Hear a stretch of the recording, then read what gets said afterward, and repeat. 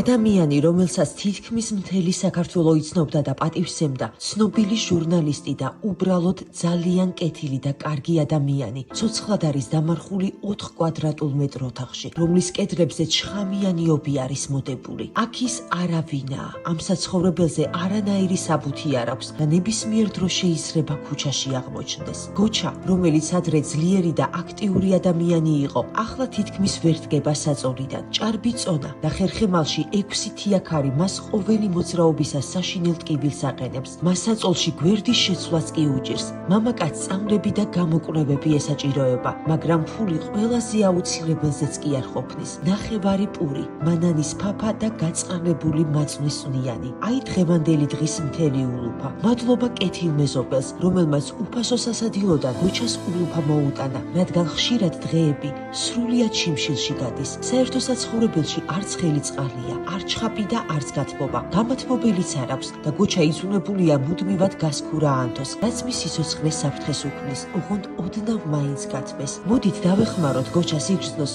რომ ის არ არის დავიწყებული და მარტოსული. მისი გადარჩენა ახლა აუცილებელია. არავინ იმსახურებს იმას, რომ სიცოცხლის ბოლოს სიცივეში ნახევრად დანგრეულ პატარა ოთახში ატარებდეს დღეებს. გახსოვდეთ, ოდესღაც ჩვენც დავბერდებით.